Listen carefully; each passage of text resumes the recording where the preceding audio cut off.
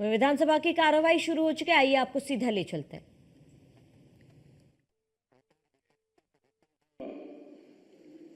इस सदन में स्वागत करता हूं। हम लोगों के बीच में वीरेंद्र सचदेवा जी, दिल्ली भाजपा के अध्यक्ष, भी हम लोगों के बीच में स्पीकर गैलरी में बैठे हुए हैं। उनका भी मैं सदन में विधानसभा के अंदर जो है स्वागत करता हूं।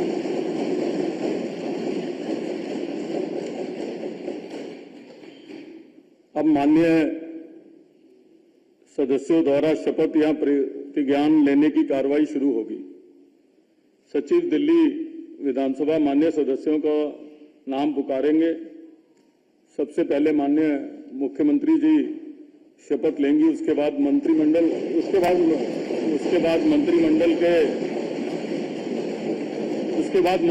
के सहयोगी शपथ लेंगे।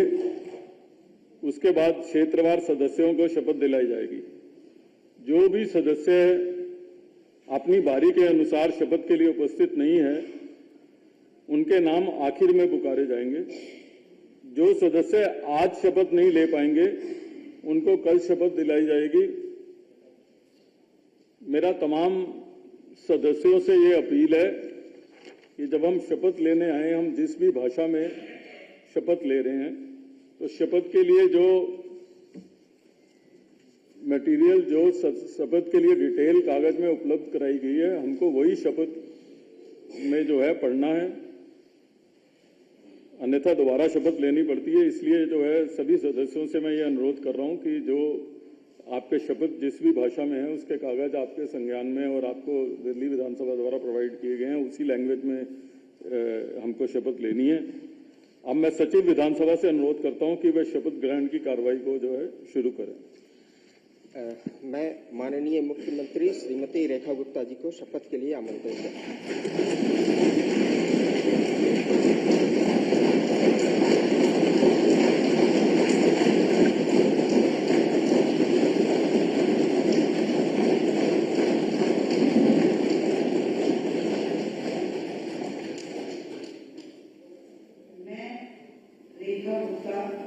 जो विधानसभा की सदस्य निर्वाचित हुई हूँ, ईश्वर की शपथ लेती हूँ कि मैं विधि द्वारा स्थापित भारत के संविधान के प्रति सच्ची श्रद्धा और निष्ठा रखूंगी।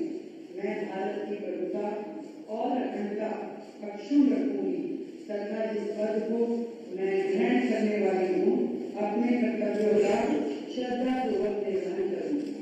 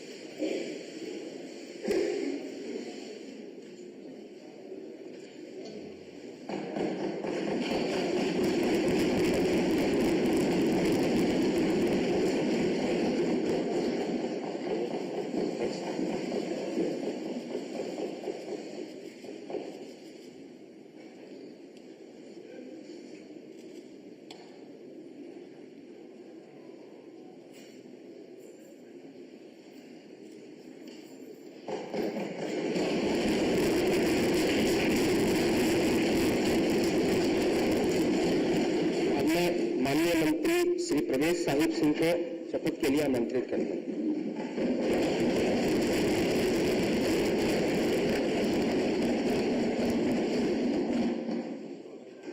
मैं मंत्री साहिब सिंह विधानसभा का सदस्य निर्वाचित हुआ हूँ। ईश्वर की शपथ लेता हूँ कि मैं विधि द्वारा स्थापित भारत के संविधान के प्रति सच्ची श्रद्धा और निष्ठा रखूंगा। मैं भारत की प्रभुता और अखंडता अक्षुण्ण रखूंगा तथा जिस पद को मैं ग्रहण करने वाला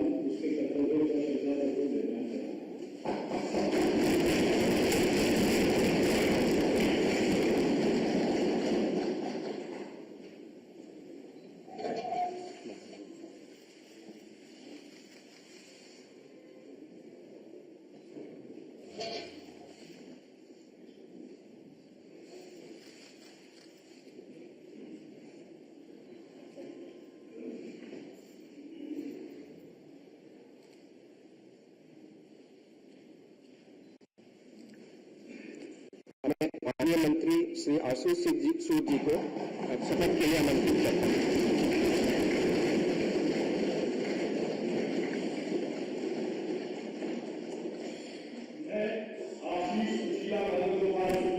जो विधानसभा का सदस्य निर्वाचित हुआ हूँ, ईश्वर की शपथ लेता हूँ कि मैं विधि द्वारा स्थापित भारत के संविधान के प्रति सच्ची श्रद्धा और निष्ठा रखूं, भारत की एकता और अखंडता का अक्षुण्ण रखूं तथा जिस पद को मैं ग्रहण करने वाला हूँ उसके कर्तव्य को श्रद्धापूर्वक निर्वहन करूं।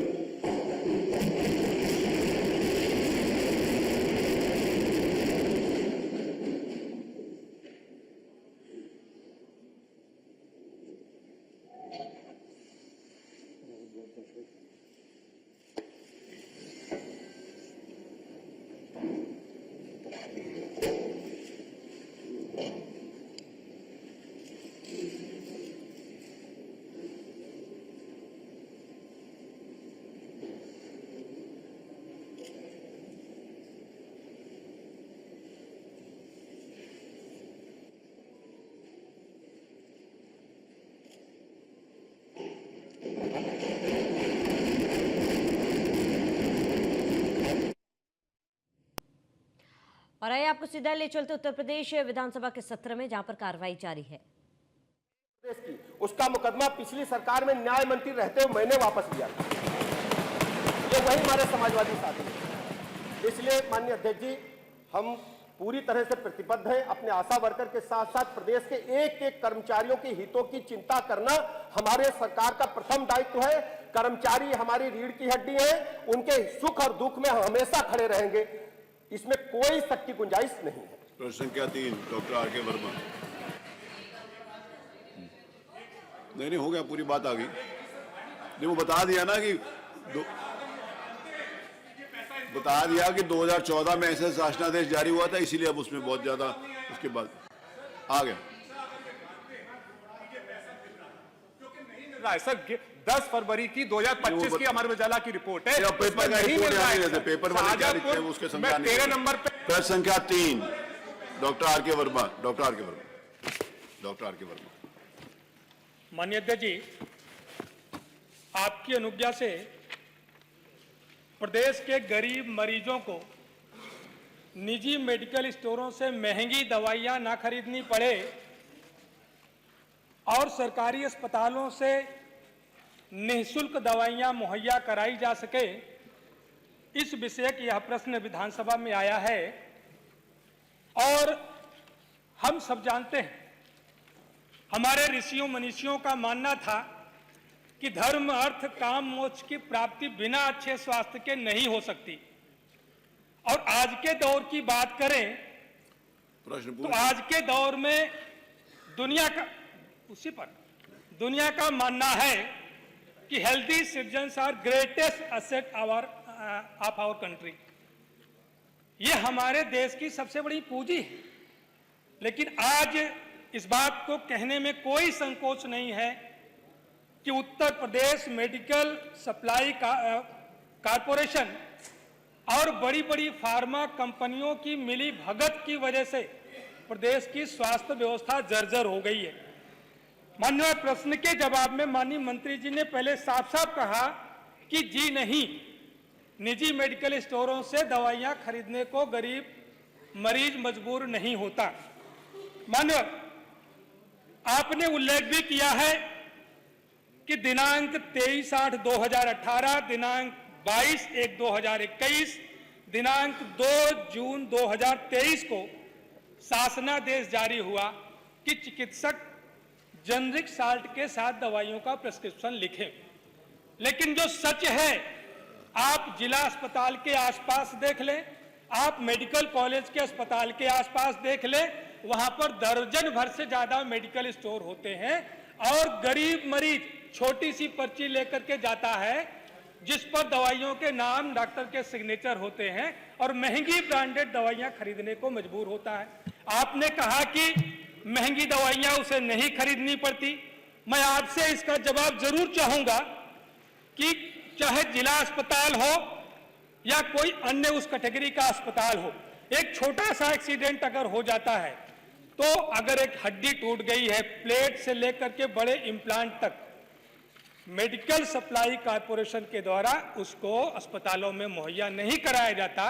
गरीब आदमी को एक प्लेट नहीं मिल सकती, एक इम्प्लांट नहीं मिल सकता, उसका इलाज मान्यवर कैसे होगा? आपने जवाब दिया कि नहीं, ऐसा नहीं है। मान्यवर, दूसरी बात आपके जवाब में है कि लोगों को सस्ती और अच्छी गुणवत्ता की दवाइयां उपलब्ध कराने के लिए आदेश जारी किए गए हैं। मान्यवर, हम सब लोगों ने बहुत बार देखा कि प्रदेश में समय समय पर ड्रग इंस्पेक्टर के द्वारा जब सैंपलिंग कराई गई सरकारी दवाइयों की, जो ड्रग वेयर हाउस में या अस्पतालों में जब उनका वितरण हो रहा था, वहां से कराई गई, तो बहुत बार पाया गया, मैं थोड़ा सा उल्लेख करना चाहूंगा, अगस्त 2024 में बीपी की दवा टेलमिसार्टेन जो ड्रग टेस्टिंग में पूरी तरह से फेल रही है, जनवरी 2023 में सेफेलेक्सिन एंटीबायोटिक ड्रग टेस्टिंग में फेल रही है, मार्च 2024 में सिप्रोफ्लॉक्सासिन एंटीबायोटिक ड्रग टेस्टिंग में फेल रही है, अप्रैल 2024 में एस्पिरिन 75 mg ड्रग टेस्टिंग में फेल रही है, अप्रैल 2024 में आईड्रा प्रेडनिसोलोन ड्रग टेस्टिंग में फेल रहा है, गोंडा में 13 लाख गोलियां बीप कॉम्प्लेक्स की ड्रग टेस्टिंग में फेल रही हैं। वहीं पर अयोध्या में राजर्षि दशरथ मेडिकल कॉलेज में एटा, जो रक्त को संरक्षित करने वाली जो दवा है, वो जो सप्लाई की गई थी 12,000 वायल, इतनी खराब गुणवत्ता की दवाई थी जिसकी वजह से सैंपल जम जा रहा था। इसकी शिकायत हुई विभाग से, बस मैं आ जा रहा हूं अपनी समय सीमा के लिए, वो सब फेल रही मानवर। लेकिन जो फार्मा कंपनी ने इसकी आपूर्ति कराई और जो Uttar Pradesh medical supply corporation ने जो इसका टेंडर कराया, उन पर कोई कार्रवाई नहीं होती।